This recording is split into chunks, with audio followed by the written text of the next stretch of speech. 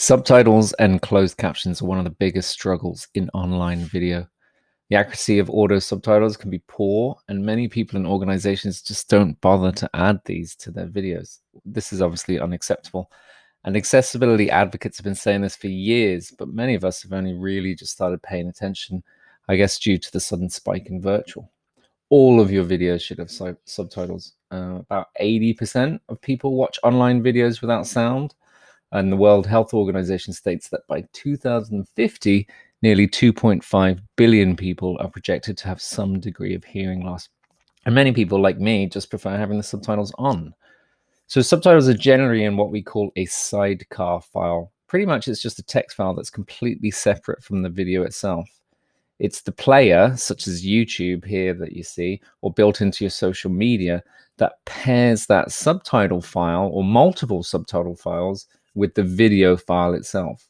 You'll see it when you upload your video file. There's generally a subtitle section where you can add your own subtitles.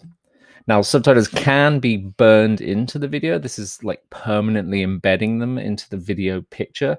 It's part of the picture, and this is better than nothing. But it means you can never remove them, even if you wanted to repurpose the video or maybe add an alternate language.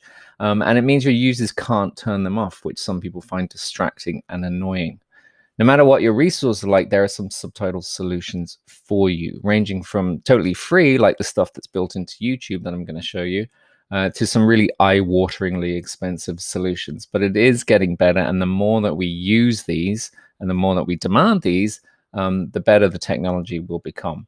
So built into YouTube, what you can see here, if you go into adding your subtitles here, what you'll see is a few ways that you can do it. For example, if you already have a subtitle file, and we'll get into that another time, then you can upload the file here. You can type it in manually, so you can actually go through your video line by line and type it in and manually insert the times. Or YouTube has a really nice tool, which is auto sync, where actually you play the video, and as the video is playing, you can type in what you're hearing, what's being said. You can tick this box here to pause it while you're typing so that you can actually keep up with what you're hearing. And then YouTube will very cleverly actually insert the timings for you and create this subtitle for you. Now, even if you're not going to host this this video on YouTube, you can still use this tool to then generate your subtitle file, which you then can download to use somewhere else. So here, for example, you can see that this video already has two subtitle files attached to it. It's the automatic one that YouTube have kindly just generated for us, as they do with all of their videos.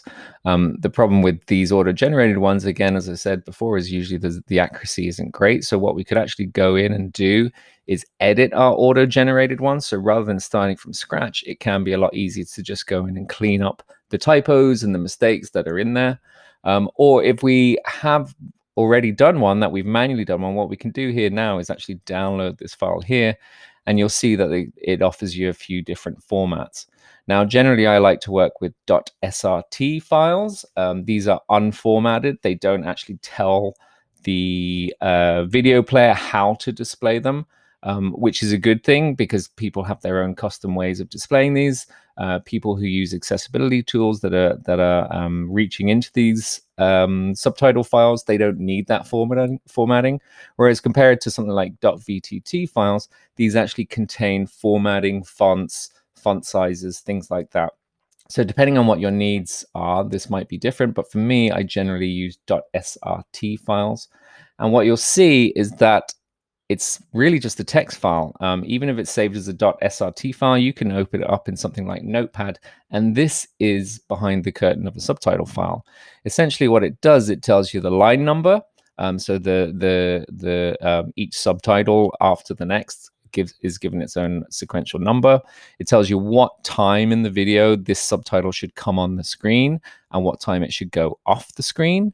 And then it'll actually just show you, this is a 2-line subtitle file, so it'll show you what is displayed for these times. And it essentially just goes through and works like this.